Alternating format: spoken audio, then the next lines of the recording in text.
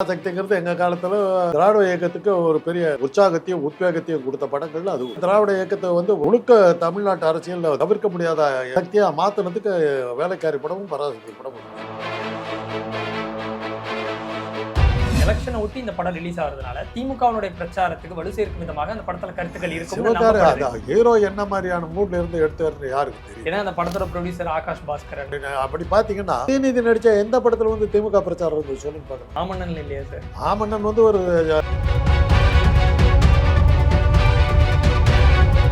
இதே மாதிரி தான் அரசியலுக்கு தன்னுடைய திரைப்படங்களை பயன்படுத்திக்கலாம்னு விஜய் நினைக்கிறேன். குதிரைக்கு குர்ரான்னாக்கா யானைக்கு அர்றான்னா அவங்க ஜெயிச்சாங்கன்னாக்கா நீ ஒரு படத்தை எடுத்தோம். எதிலும் காங்கிரஸ்காரர் அதை பண்ணாங்க. 67 அவங்க பிரச்சார படம் எடுத்து விட்டாங்க. காங்கிரஸுக்கு சின்ன மாடு, அந்த மாடு முட்டும் கருப்பு சவப்பு துண்டை போட்டு அந்த தொண்டர் ஓடுவான் பயந்து. இப்படியெல்லாம் பிரச்சார படம் எடுத்தாங்க. அந்த படத்துக்கு பிறகுதான் 140 இடத்துல எத்திருக்கு. இன்னைக்கு வரலும் தேசிய கட்சிகள் தமிழ்நாட்டில் வரவே மொத்தம் 4 கூட்டம். விக்கிரவாண்டியில் கட்சி ஆரம்பிச்சேன்னு ஒரு கூட்டம், அம்பேத்கர் புத்தக வெடிகள், பரந்தூர் விமான நிலையத்தை எதிர்த்து பூத் கமிட்டி போடுறேன்னு ஒரு கூட்டம். 4 கூட்டம் தான் நடத்திருக்காரு 1.5 வருஷம். ஒரு எலெக்ஷன் நிற்க கேட்டா அவர் ஆட்சிக்கு வந்துருவாரு, பிடிச்சிருவாரு, பிடிச்சிட்டாரு, போயிட்டாரு, வந்துட்டாரு, பைடன் பார்த்துட்டாரு, ட்ரம்ப் விஜய் வீட்டு முன்னாடி நிற்கிறாரு. அதை விட்டு ஆட்டுறீங்க. நாங்கள் முட்டாள் இல்லைன்னு சொல்லல, நீங்க நினைக்கிற அளவுக்கு நாங்கள் முட்டாள். விஜய் குரூப்புக்கு அதை சொல்லிடுங்க. தமிழ் தேசியமும் வேணும், திராவிடமும் வேணுங்கிறாரு, சித்தாந்தமும் பேசுறாரு தானே. எப்படிங்க சாம்பார் சாதத்துல தயிர் ஊத்துவீங்க? நீங்க ரெண்டு வேற வேற நினைக்கிறீங்க. தேசியன்னா என்ன, தமிழ்னா என்ன அர்த்தம் தெரியுமா உங்களுக்கு? ஏற்கனவே ஒண்ணு சொன்னாரு, பாசிசமா பாயாசமா. பாசிசம்னா சாப்பாடு நினைச்சுக்கிட்டாரு. பாசிசத்துக்கு பாயாசத்துக்கு என்னங்க சம்பந்தம்? இல்ல அவங்களும் பாசிசம், நீங்களும் பாசிசம்னு சொல்லுவாங்க. உங்களுக்கு புரிஞ்சாச்சு. உங்க அளவுக்கு அறிவு என்கிட்ட இல்லை.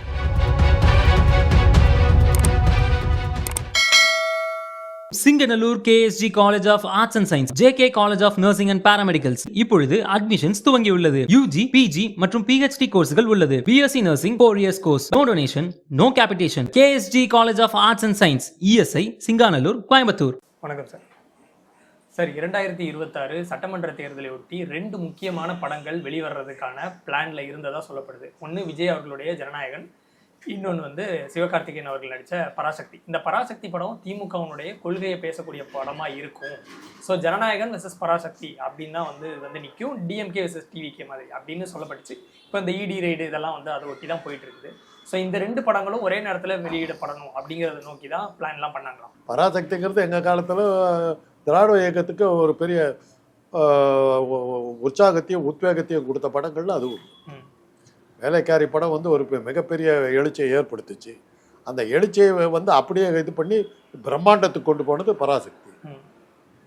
ரெண்டும் திராவிட இயக்கத்தை முழுக்க தமிழ்நாட்டு அரசியலில் தவிர்க்க முடியாத சக்தியாக மாற்றினதுக்கு வேலைக்காரி படமும் பராசக்தி படமும் இருந்தது.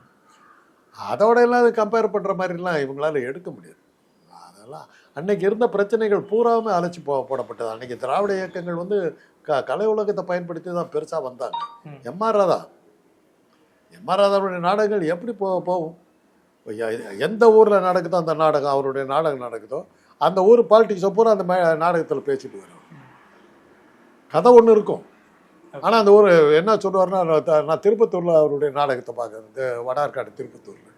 அப்போ தான் அங்கே ரோடு போட்டு எங்கே பார்த்தாலும் கல்லை கொட்டி வச்சுருந்தாங்க.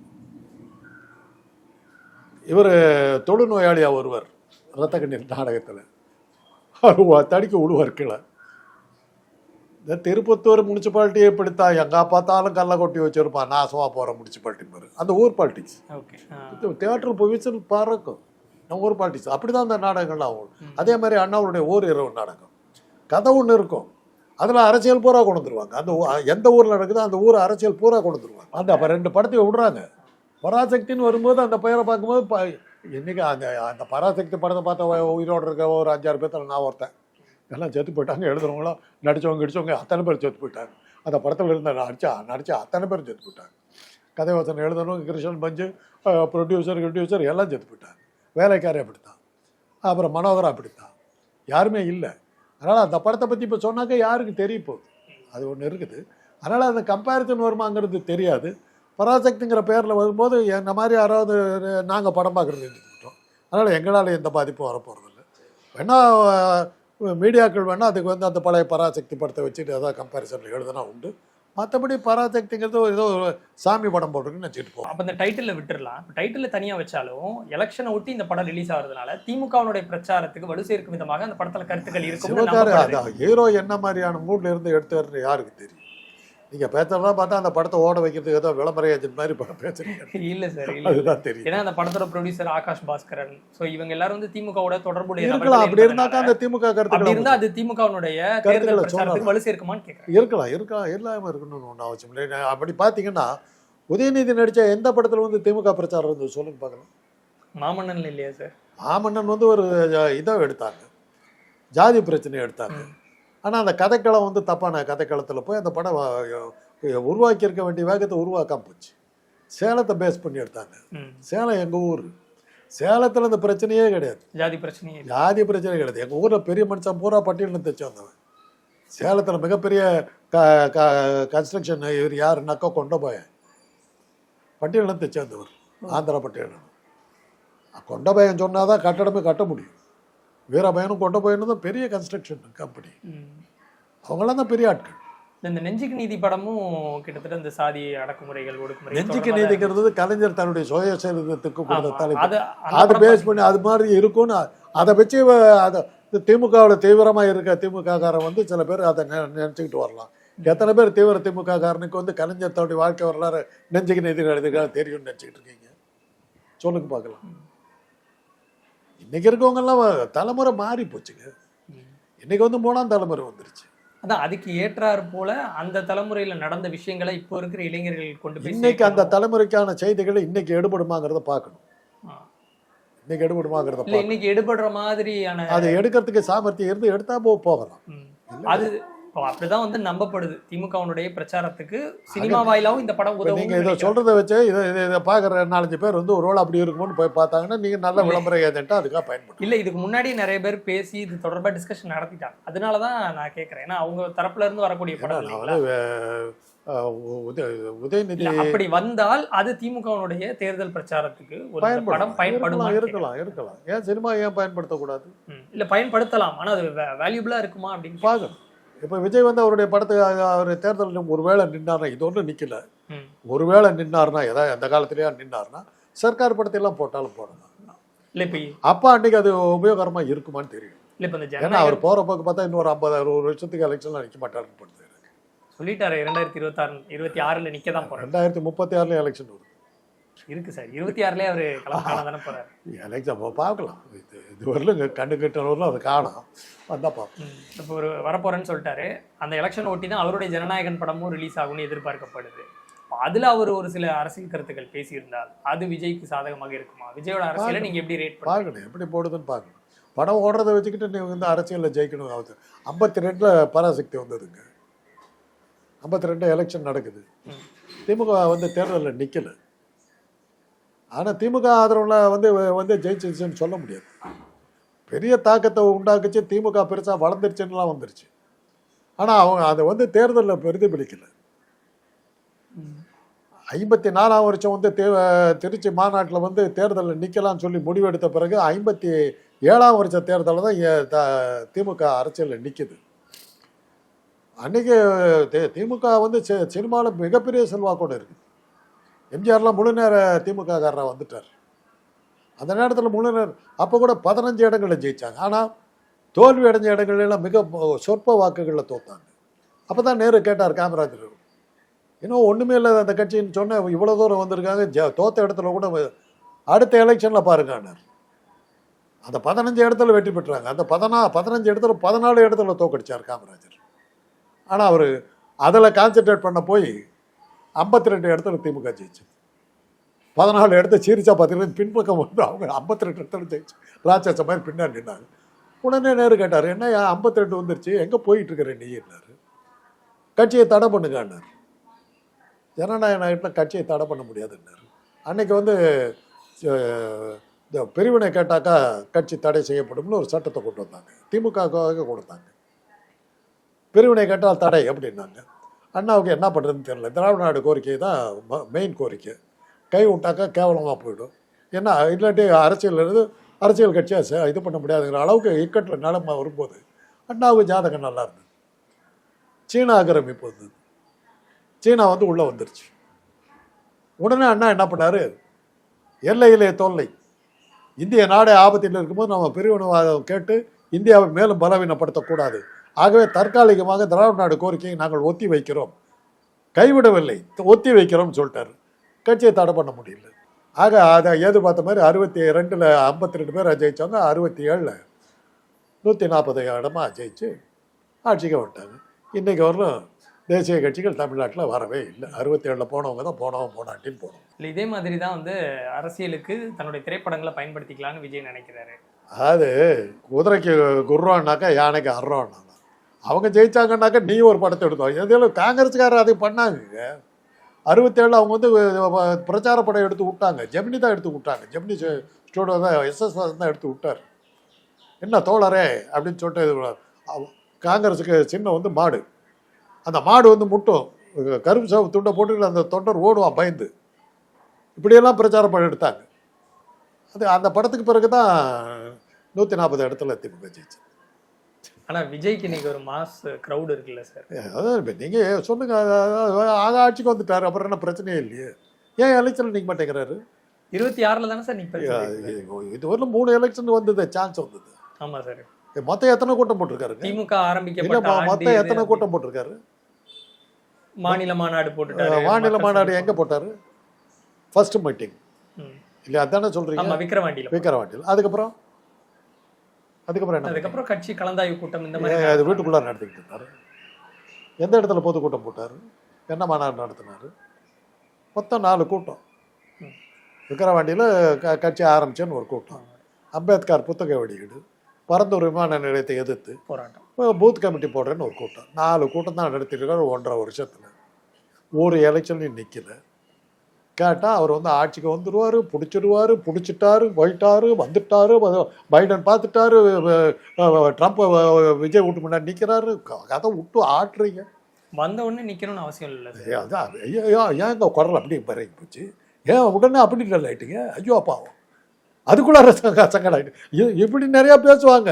இதுக்கெல்லாம் பயந்தீங்கன்னா அப்புறம் கட்சி நடத்த முடியாது. உடனே இறங்கிட்டு எப்படிதானே வந்தாங்க? ஏன் சார் அதான் வந்துட்டாரு, அப்படியே பிரளயமே வந்துருச்சுன்னு ஆரம்பிச்சிங்க. சொல்லி நம்ம நிக்கலன்னா நீங்க கேட்கலாம். 26ல் நிப்பேன்னு சொன்னீங்கல்ல விஜய், நீங்க நிக்கல பயந்துட்டீங்களான்னு கேட்டா அது நியாயமான கேள்வியா? அரசியல்ல வந்து எலெக்ஷன்ல நிக்கலன்னா நீங்க சமூக சேவை பண்றீங்கன்னு தான் அர்த்தம். சமூக சேவை பண்றதுக்கு கட்சி தேவையில்லை. சூர்யாவும் கார்த்திக்கும் இருக்காங்க. கார்த்திக் வந்து உழவர் படைன்னு சொல்லி ஒன்று வச்சு உழவர்களுக்கு பணம் கொடுத்து ஹெல்ப் பண்ணிட்டு இருக்காரு. ஆயிரக்கணக்கான உழவர்களுக்கு சேவை செய்கிறார். லட்சக்கணக்கான மாணவர்களுக்கு படிப்புக்கு உதவி பண்ணுறாரு சூர்யா.